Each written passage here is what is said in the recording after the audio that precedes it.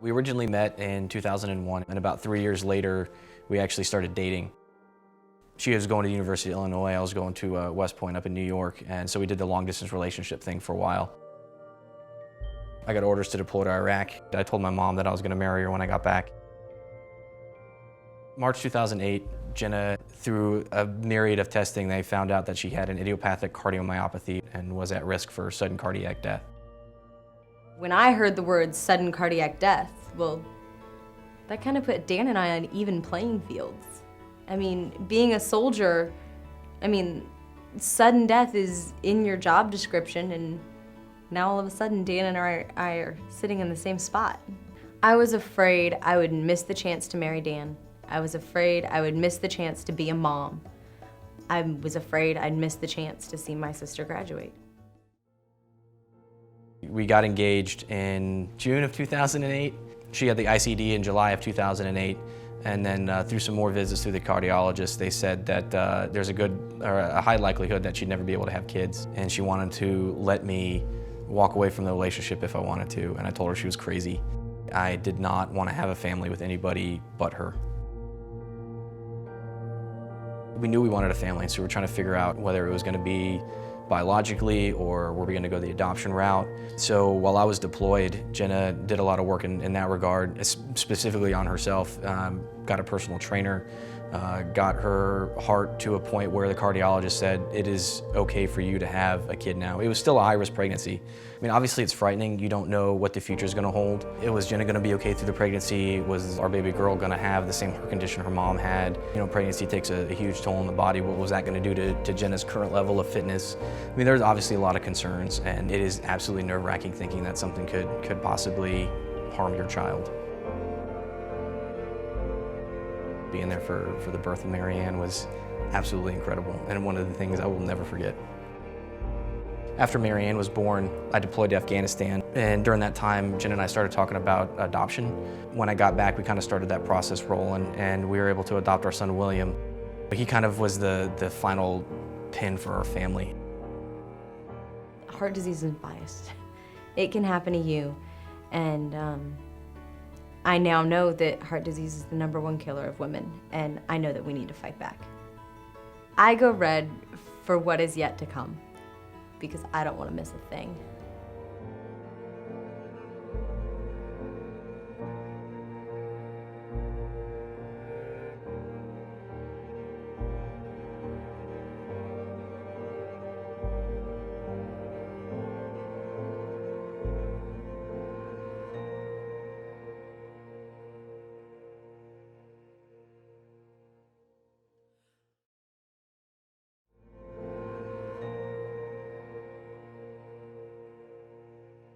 Trying to find a match is very difficult. The biggest challenge is keeping patients alive until we can find a suitable heart donor. In Jenna's case, she was stable up to a point and then deteriorated to the point that we had to give her a device, a mechanical device, to support her circulation and to keep her alive. You know, it was at that point where we kind of started to come to terms with what was going on. I'm a firm believer in life will deal you a hand of cards, and you don't have a whole lot of option other than just to play the hand. We were then faced with the challenge that Jenna is very petite. Devices in general are made for the average person, and in Jenna's case we had to use a very small balloon pump that we had a special order. It was actually a pediatric balloon pump. We could not find a heart small enough for her. I may have struggled more than anybody with the whole journey, but as a mother, I think you have a special tie with your daughters. So every time I watched her go into surgery, it was really hard.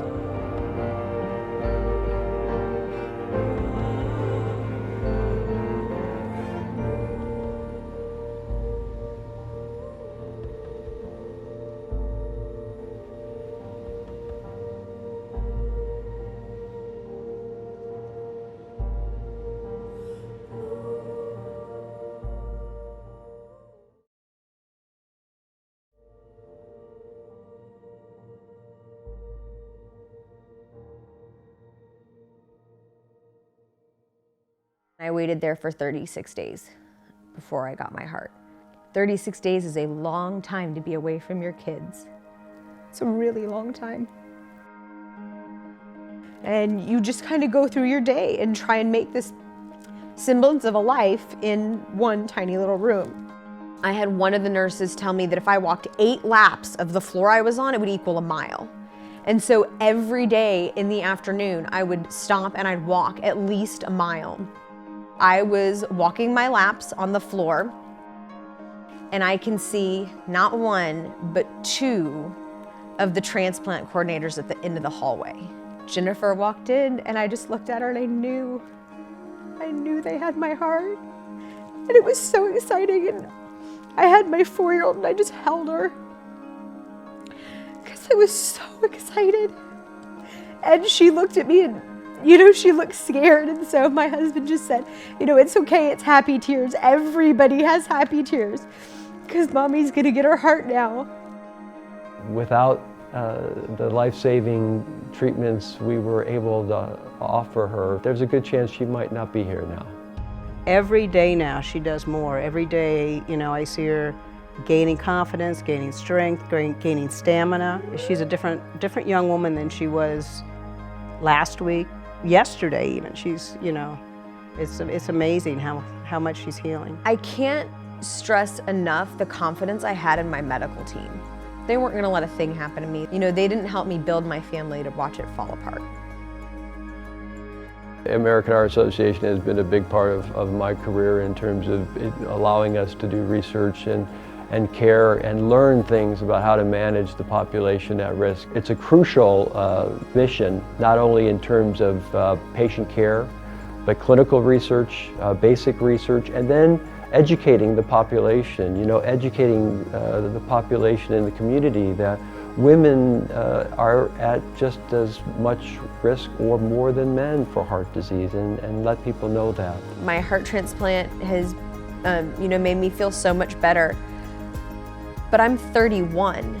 If you look at statistics, the average transplanted heart lasts 12 years. That's not long enough. That's not nearly long enough.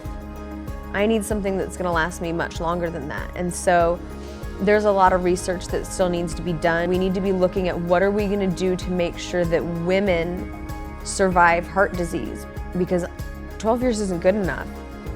To be perfectly honest, 20 years isn't good enough. I have a long road ahead of me, and I have a lot that I'm gonna see and a lot that I'm gonna do. We're gonna have to do something about it to make sure it happens.